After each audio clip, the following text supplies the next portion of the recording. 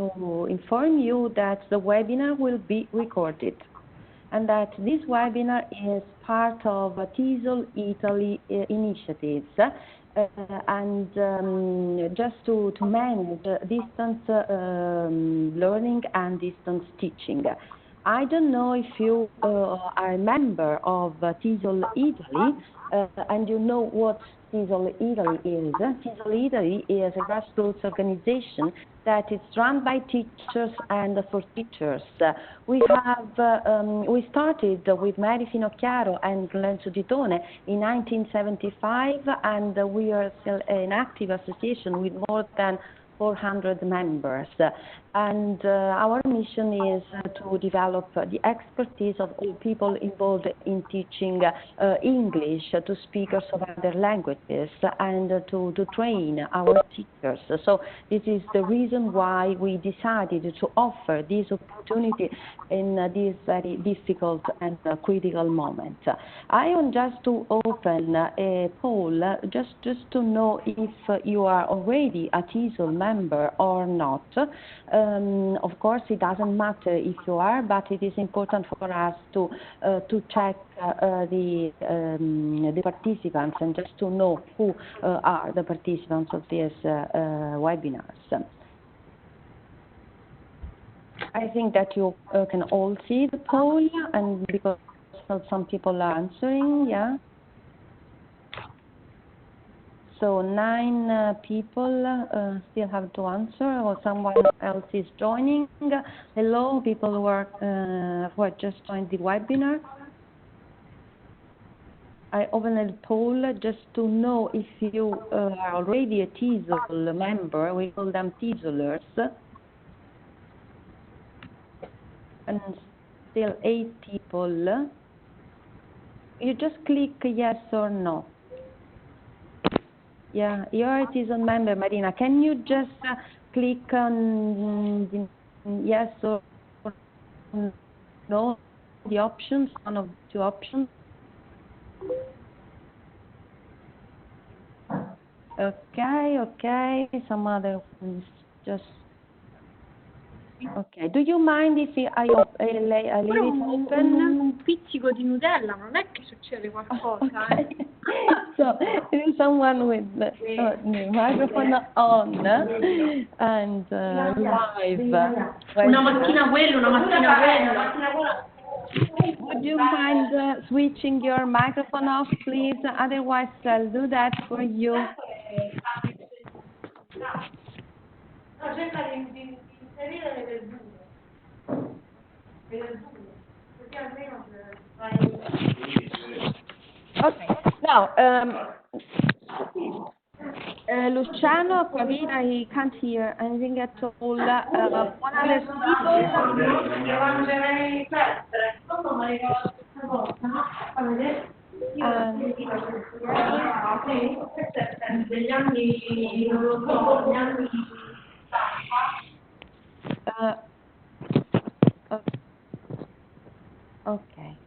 Okay, now we can now start. I think it's time to start. If you don't mind, I leave it open for other people joining us.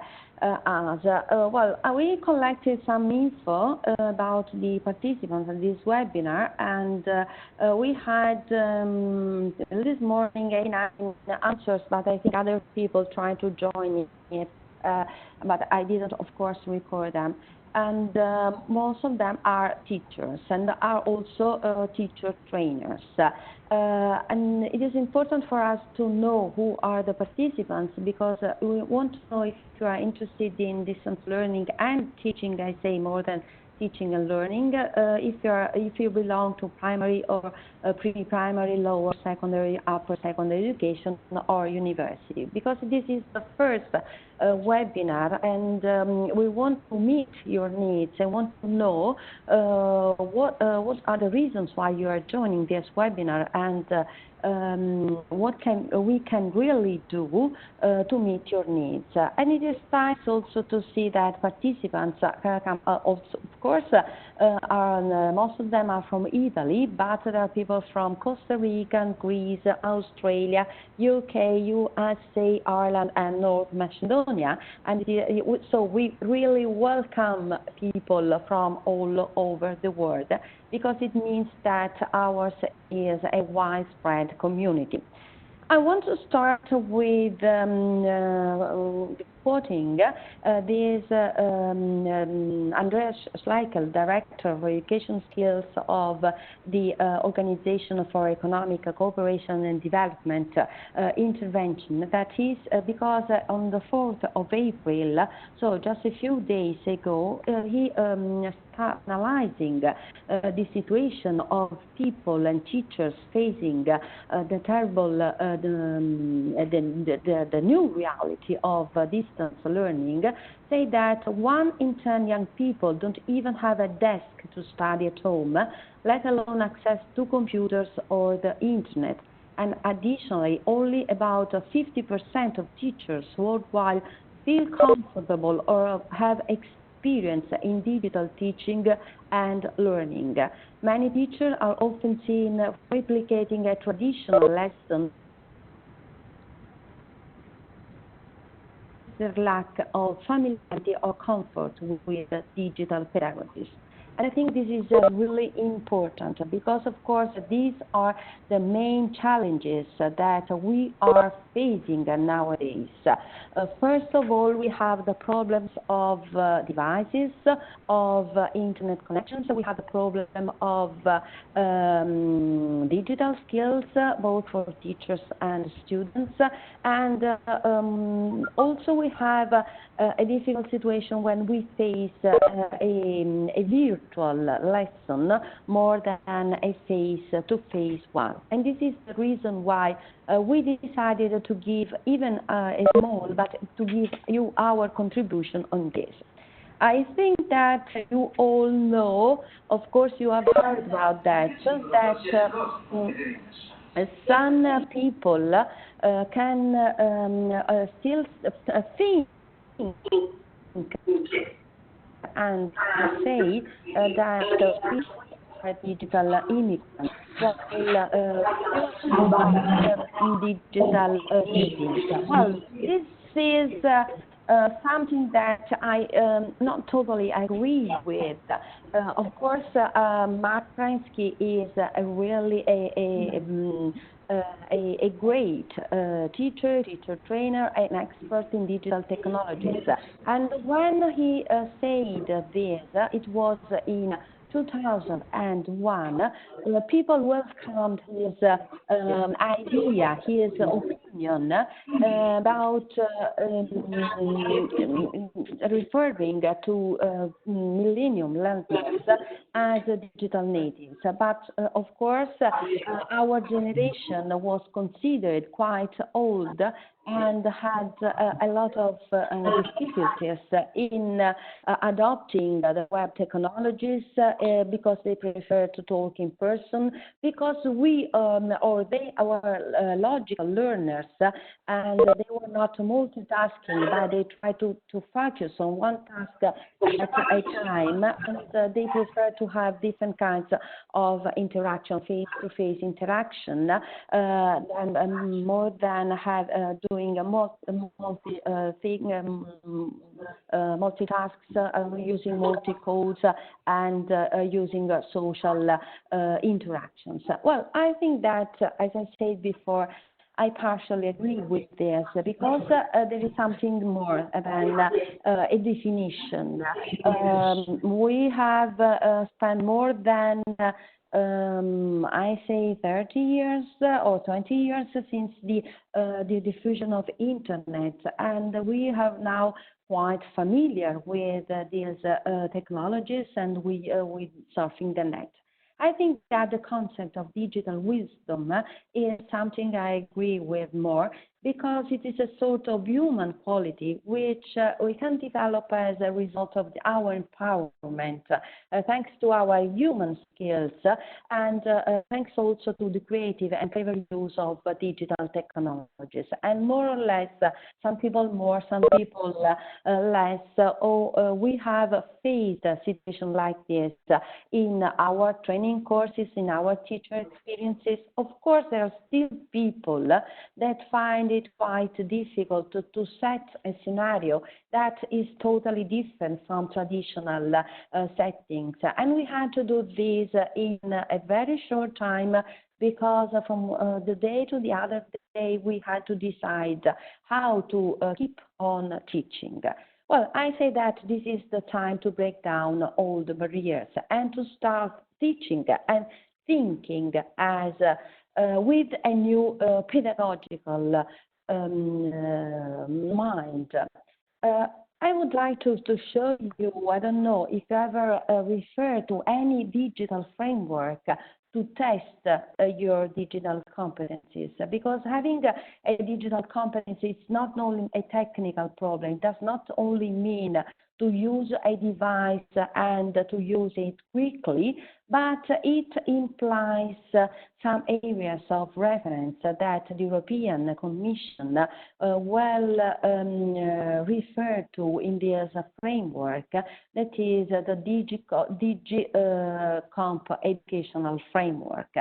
As teachers or trainers, but as educators, we need to have, of course, for our professional use, our professional competencies. But this is not a matter of our webinar. We can, of course, discuss about that in future situations. We have to have the digital and pedagogical competencies. So we have to know how to teach, but also how how our students learn, and how to enhance not only, I think that most of us are English teachers, but there are also a lot of subject teachers here. And so we not only have to teach the language or the subject, but we have to teach transversal competencies. It is just a framework of reference. We, as teachers who are quite familiar with the Common European Framework of References, but I think it is always important to enhance our metacognition process, reflect on what we do. It's important to have something to consider an upper stage, an upper level of our competencies. Once we do that, and I invite you to have a look at the DIGCOMP framework, we have to consider lots of things. I can ask you, how do you consider yourself? Do you consider yourself as a person who has an advanced level of digital competence, or she feels as a full beginner, or you feel quite at ease, so you can just select a middle position? Well, however your digital skills are, and whichever can be your level of competence, I think that it is not the only component that we have to take into consideration. And this graphic, can I please ask you to switch off your microphone? I'll try to do that for you, because I'm hearing some noise in the background. And so I was saying that this is a visual, and I consider that it's very important to have a visual reference nowadays, because it gives you a whole idea of the different components of the field that you're focusing on. Well, we have to of course, have the digital competencies, and so the digital skills framework that I introduced before. But also we have to have the pedagogical mind to face a total different situation. We have to say that the environment, the learning environment is of course not real, but it is virtual, and we have to choose the best solution that can suit the needs of our students and the context of our students. This means not only the prerequisites, but also the learning styles and also the resources that students have at their disposal. And for this, I mean not only devices, but also the internet access. We also have to rethink about the roles. Both the teacher and the learners have a different role with this distance learning. And of course, while we are at home behind our screen and they are in the different situations, also methodologies can change.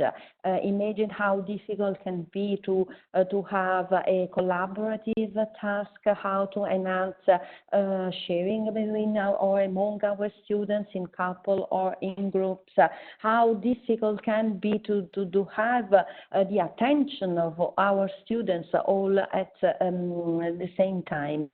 And so we have to find different strategies, but also we have to enhance different processes. And this not only means teaching and learning, but it also means emotional and social processes, because I think that this is one of the most important components of all these difficult situations.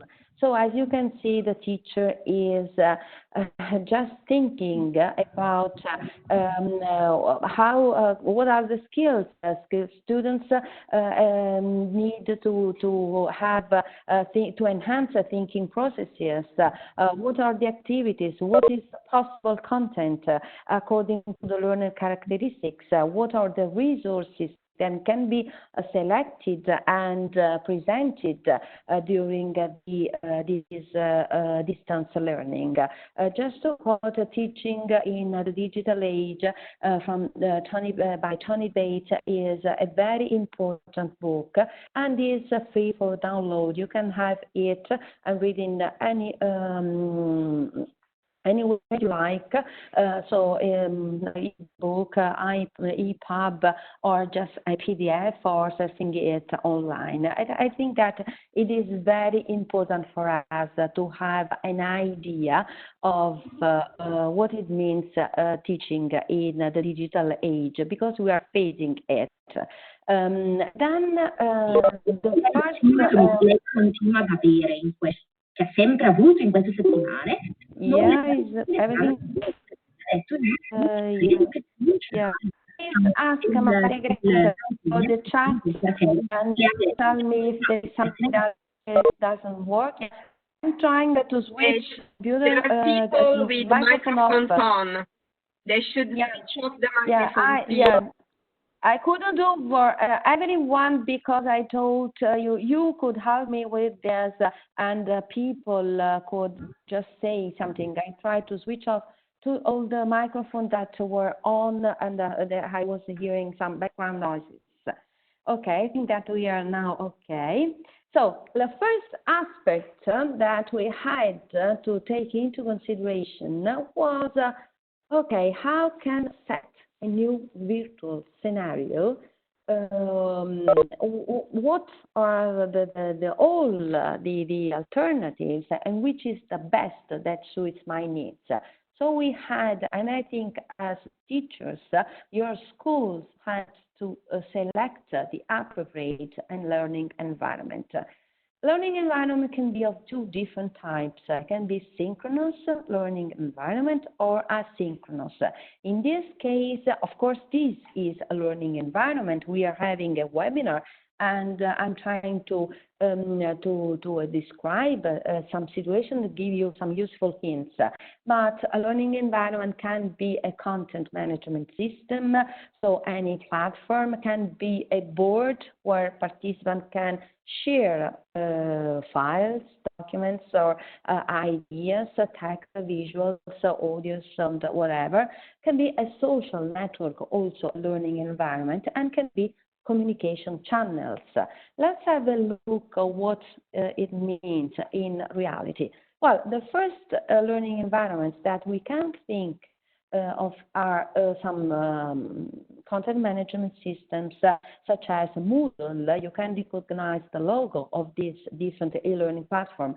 So I remember that this is just an introduction, and if you are interested in some specific topics or we can organize other webinars to dedicate to any particular component of all the distance teaching or learning opportunities. So Moodle, for example, is one of these, and it is so widespread that 80 million people, not only in university but also in school contexts, are using it worldwide.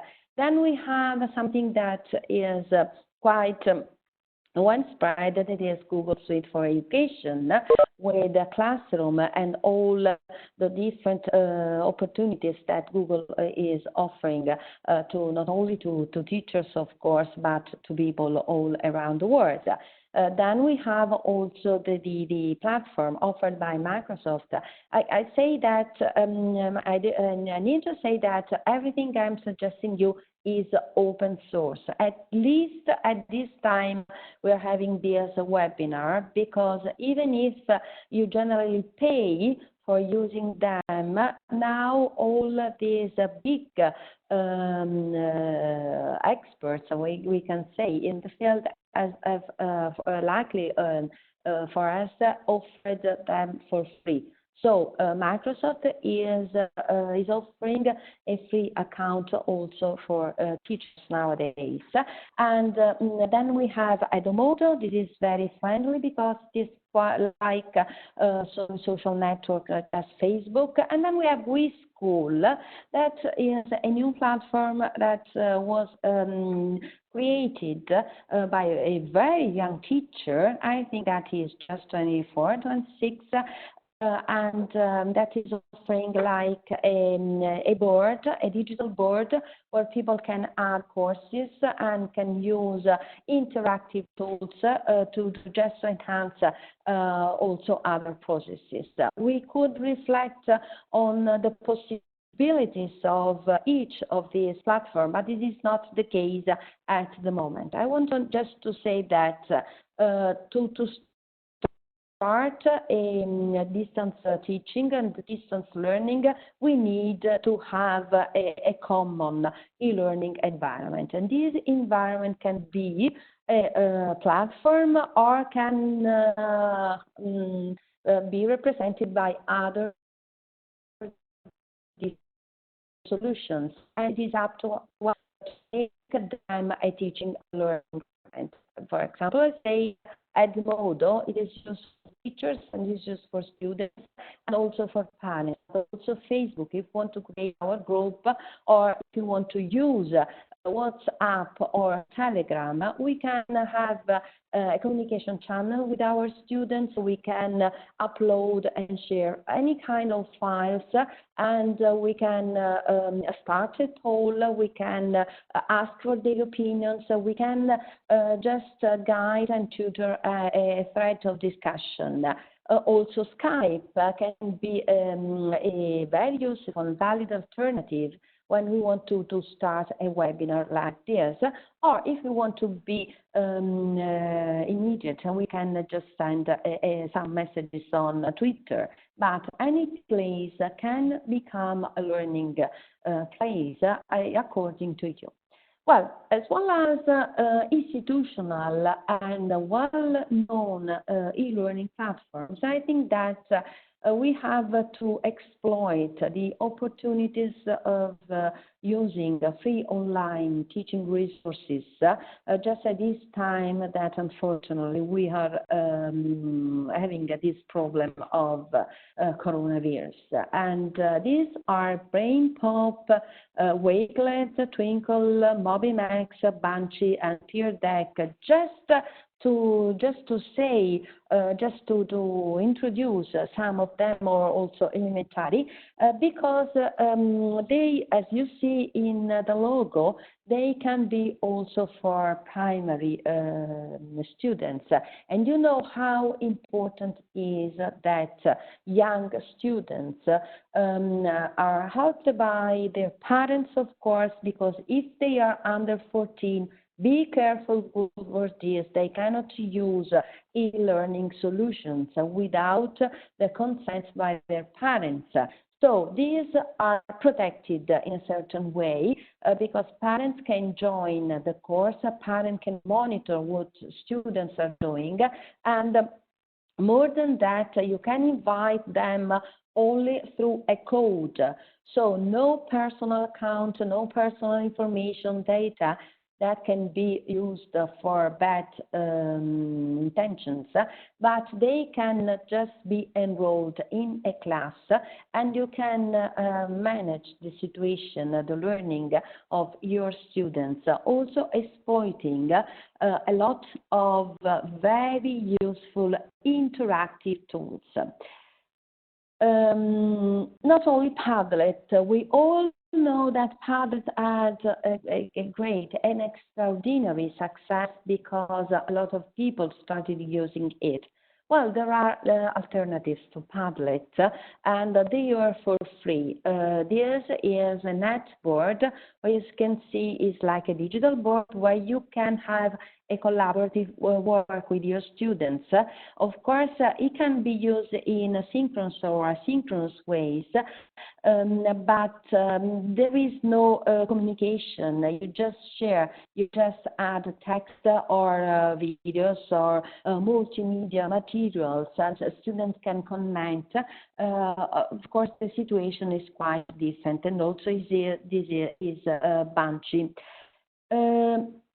Just to give an idea, e-learning environments with different solutions, communication channels, but we had to add something more. We had to select creativity tools and software can help us to manage our situation, because we have to recognize that it's not as when we went to a real class at the school, and we had our textbooks, our resources, our labs, our ready-made materials, and we have our curricular offer to follow, and of course technical problems, unexpected situations required our flexibility, and also to require the finding different solutions for each situation. But now we have to design our learning, our teaching paths in a different way. So we have to find as much educational resources and exploit the powerfulness of creativity tools and software, especially because if you want to teach the language, you know that we have to enhance different skills, and so listening skills, or listening and watching skills, reading, interacting, and writing productions, whatever. As you see, we also have to consider the context. This is a context that's all done. The context of our students, but also the context of our virtual classroom that is done in a virtual and totally different ways. So next webinar will be on creativity tools and softwares, and according to the different skills we need to enhance. But just to say, we not only a learning environment, not only communication channels, but also other stuff, that is content and tools. Well, the Ministry of Education, our Minister of Education, in some days ago, with this nota, say that it is important for us to start a new teaching life and new learning life. Now it is also compulsory, but it is important not only to set the situation, but to consider the importance of our community. And I totally agree with our Minister of Education when he says that it is important to consider our community, our social, and I would add emotional community, because we are facing an emotional and stressful situation. So we have to consider where our students are living at the moment, where are they connecting to the internet, where are they learning at the moment, and the way they feel. So it is important to consider how to motivate them and to make the most of our lessons through engaging and challenging and joyful processes, because this is the only way, through interaction and through motivation and through our constant and continuous presence, just to keep them, to keep the relationship with one-to-one, one-to-many, many-to-one. So it is very important. It is a challenge, but we have to face this challenge in the best way. So interaction, I said, please, you can select your environment, you can select your channel to communicate with your students, but the most important thing is that you start interacting with them. How can we do this? Just a focus, of course, on some skills. It can be on writing skills, a panel like this. I'm sharing my screen. I'm sharing my PowerPoint presentation, but I could also share my my screen, my computer screen, and just to show what I can do. I could source the net, I could write at real time, I could draw. So this is like a board, but it is an interactive online tool where people can be invited and everyone can share something. I can write, can draw, and can add something on this new board. Just to select a new tool. And also we can write together. I think that psychologists are saying that reading and writing can help us a lot. If you invite your students to write their thoughts and to reflect on what they are living, it is important, I think, of a bad memory, but something that is important for their personal growth. But it is important that to share also useful hints how do they manage their life at home, what they do, how they spend their life, how to enhance their creativity. And so I started these just 3 books. I only could put here with Book Creator, just telling stories with my students, or how to describe the personal learning environment. Important, what they do to learn, because it is not only the institutional setting that is important. This is something formal. We have to create to face the gap and to set a bridge with the informal learning, because they are all the day long at home, and not only just that 2 or 3 hours, I don't know how long you are keeping them online, but all the other time, what are they doing? How they're spending their life? What are they learning? Because this is a way also to accept that the informal learning is something more than the formal learning. It's always, but more than before. And we can also just have a nice activity to enhance their speaking. Of course, it is made in English, but every teacher can do in his or own subject language, so in Italian, but also in other languages, because people are from all over the world here. With this tool, see, split, and spin, you just select a word, you split it, and you start telling stories. It is a funny way to start new stories and to have your students do something creative, of course, and also to enjoy themselves. Or we can set a round table to enhance discussion, because it is very important, and we can set a topic of discussion, and we can have a collaborative contribution. Students can also give a peer feedback on what the other participants say or reflect on. And also voice thread. The one before was supposed, especially for writing aims, but this is for speaking. I don't know if you ever use a voice thread.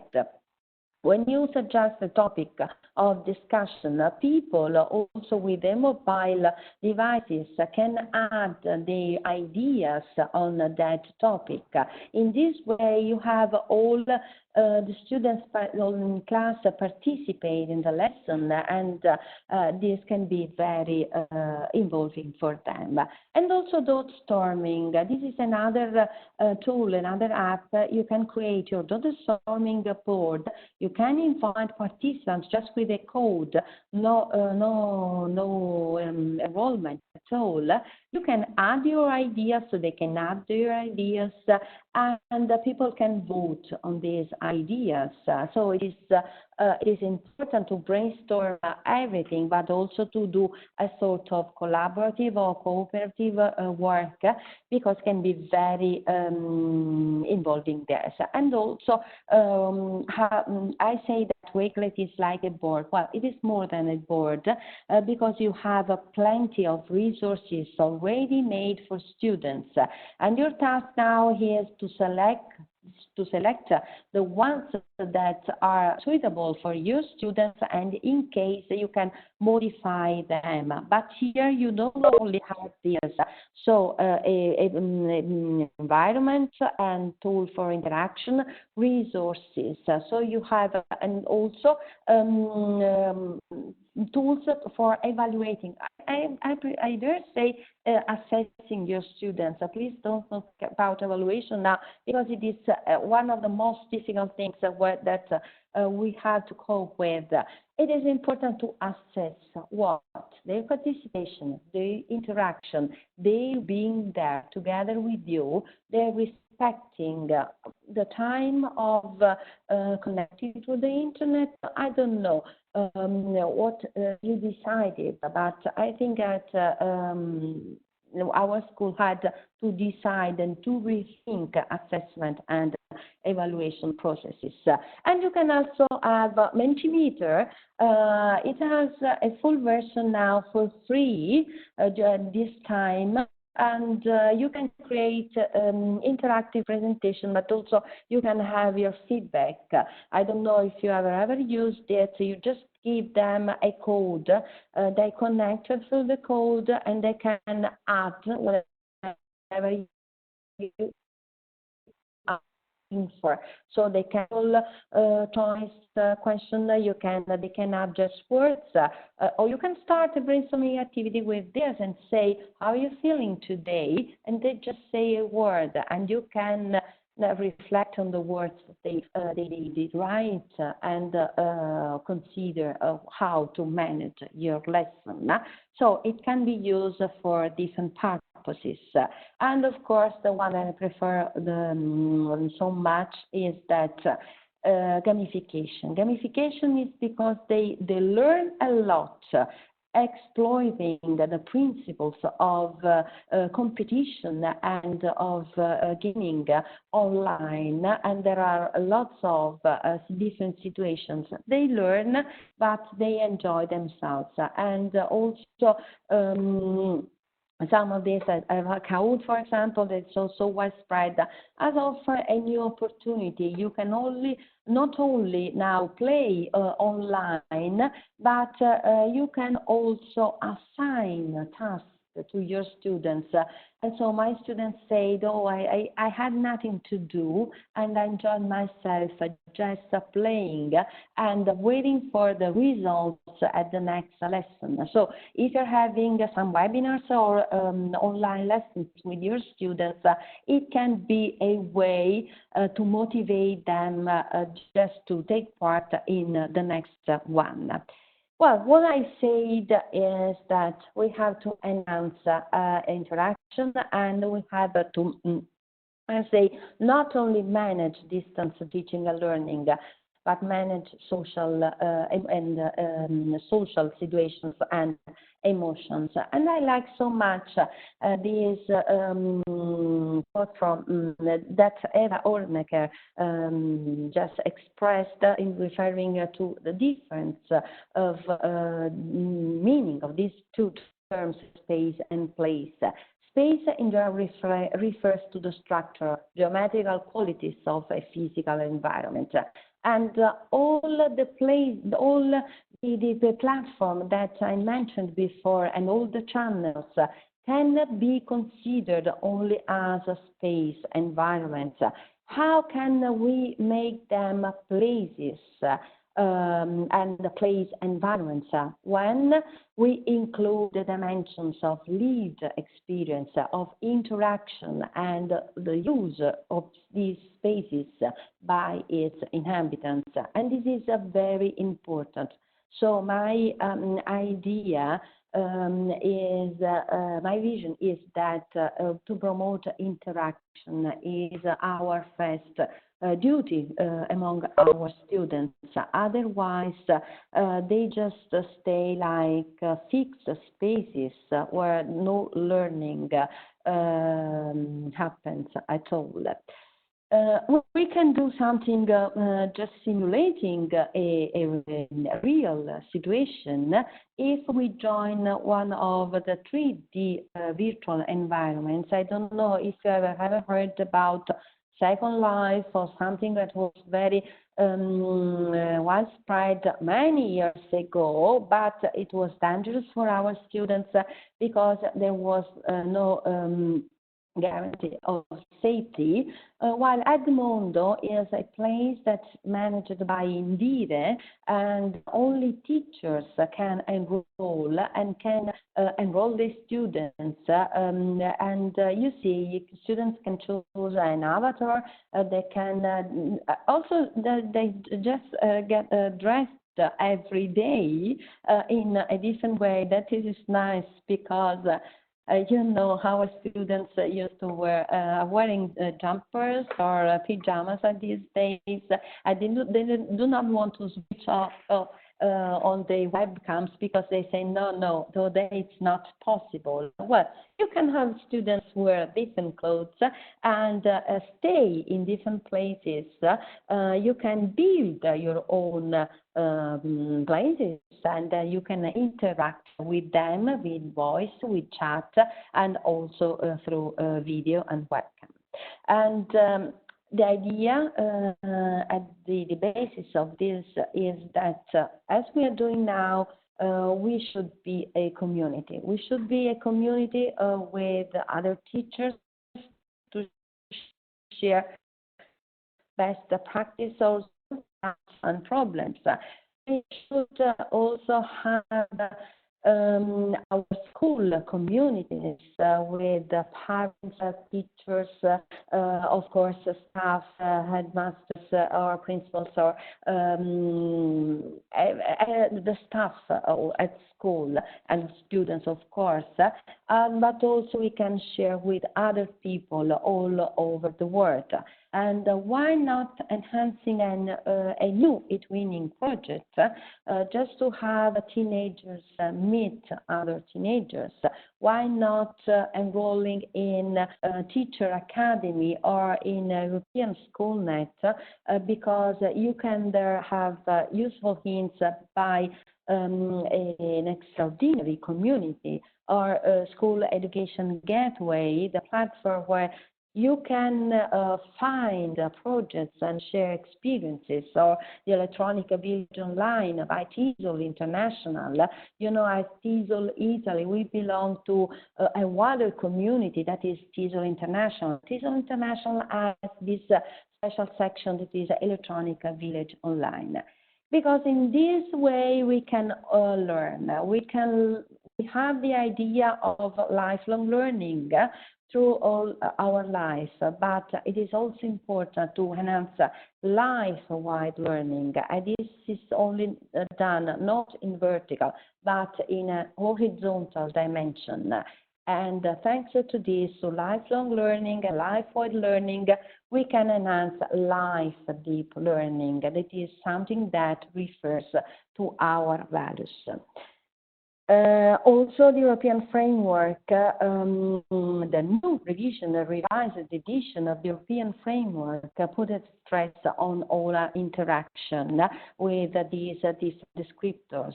And if you read the framework, you just read that they have foreseen the importance of mediation, cognitive mediation, mediating materials, mediating context, mediating concept, but most than that, mediating communication. That means enhancing the effectiveness of cognitive mediation, creating a positive atmosphere, just showing cultural awareness, and also facilitating collaborative interaction. That was the focus of my intervention.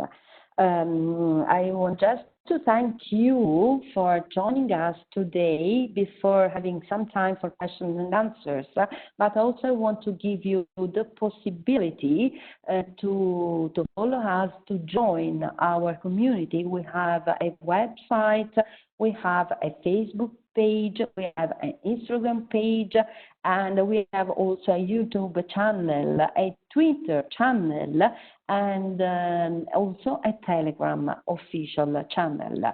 We'll have a new webinar. Our next webinar with me will be on April the 14th at 6 p.m. So save the date and join us because this is the only way just starting being part of the community to feel at ease with these great problems of distance learning, distance teaching, about this difficult situation at this time. Okay. Now, Daniela, there are some questions for you. Yeah, I want just to close my poll. Yeah, because, okay, some questions for me. Yes.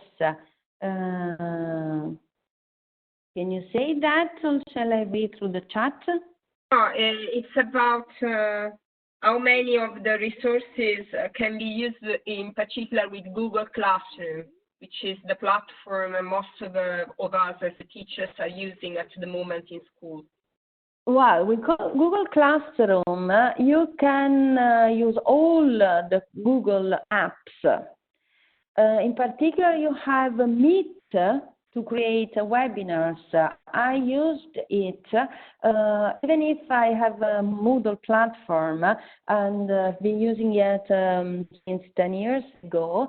I also have a classroom with some students at the university level. I think that Meet is a very useful tool for a webinar and to meet people. Then there is the calendar, just your meeting. You have a new function that is tasks, assigning tasks and quizzes. And it is very important because it is directly linked with Google modules. Before, we didn't have the possibility to create quizzes. Now we have, and due to the emergency, they have revised Google Moduli. It is very well done because you can set questions with different options. Of course, multiple choice, true, false, give, add a short paragraph or give a short answer. All the possibilities are also with quiz, but you can set the answers, they can answer random. So you can set the option that the questions are uploaded at random, and so and also that the options in a multiple choice are uploaded random. This means that while doing at the same time the same quiz, our students cannot just share the answers because they are all different. Then we have another option that is creating materials. You have in Google Classroom, you have a board, and you can upload materials according to different categories on the home page, but you can also add these materials on Google Drive. You have, of course, the possibility to interact because students can post their reactions, their doubts. It is linked with your email address, and you can send emails to all the students at the same time. So you have a sort of mailing list. But you can add any Google app to Classroom, so it offers lots of opportunities. Any other? Okay. Maybe teachers could be interested in knowing if could be focused on some of the use of some of these apps, or maybe. Yes, of course. Now we are having another poll. So please, can you write your email address here if you want to be in touch with us and if you want to be invited to other webinars. And can you also, so I'll send you another poll, just another survey to know your interest, your fields of interest. I can imagine how to use a Google Classroom or other e-learning platform. You could also have a lesson on Moodle or on Edmodo or the other platforms I mentioned before. Yes, we can have a webinar on Google Classroom, or we can discover together creativity tools, interactive tools, or we can focus on tools to enhance a particular language skill or any skills, of course, and we can have best practices. We can analyze together best practices on different channels. But more than this, we can have a whole world, I can say, of open educational resources. So according to your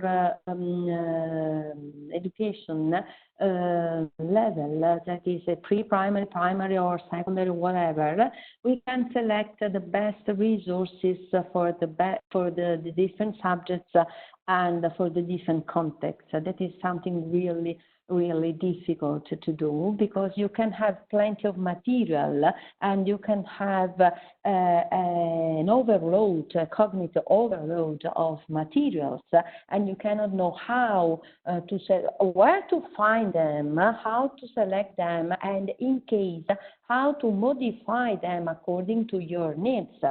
So this is an important topic for a webinar.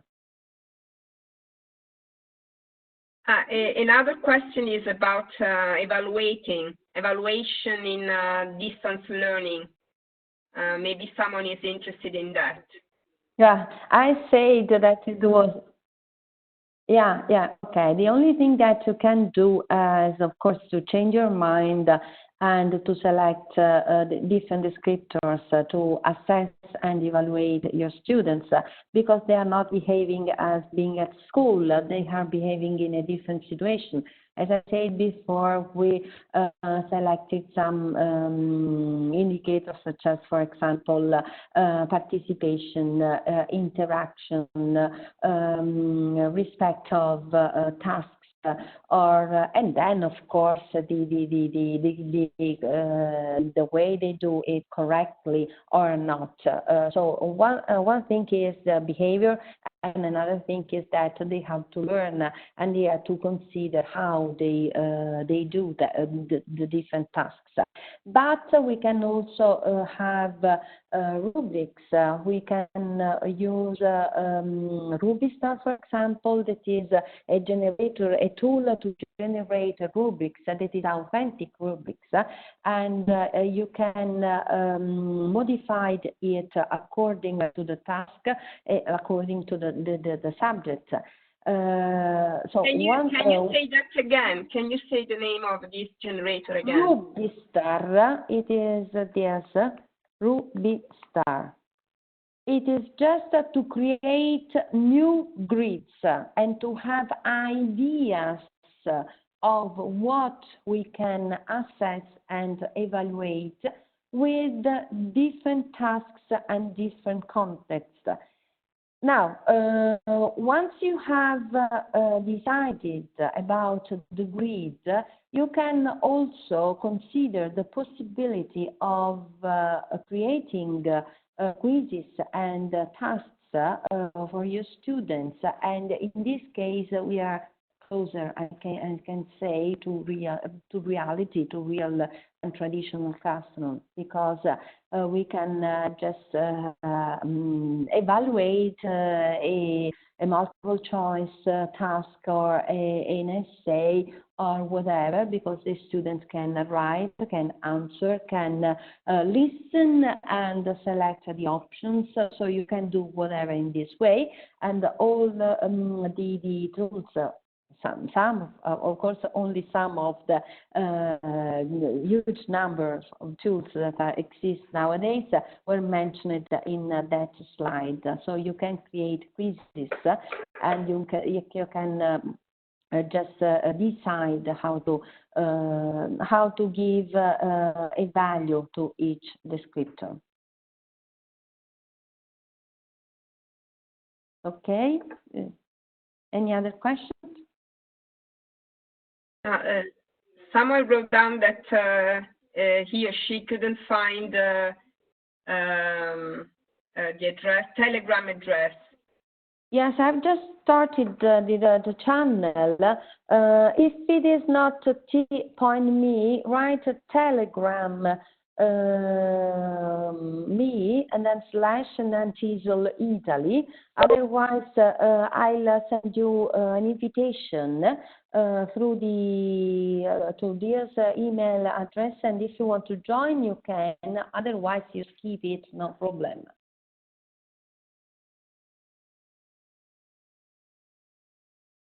Okay, thank you to all of you. Hi, Nancy. Nice to meet you here. Sorry for not. Thank you, Daniela.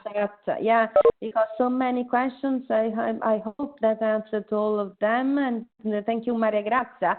Well, I didn't say anything about us. I say that I'm second vice president, but Maria Grazia is TESOL Italy vice president. So thank you, Maria Grazia, for officially being here, both as a teacher, but also as a representative of our association. Thank you very much. Thank you. It was a pleasure. Okay. See you, I hope, soon. We'll have not just my webinar next Tuesday, but also other experts webinars. So keep in touch with us, and we'll do great things together. Bye-bye, everyone. Bye.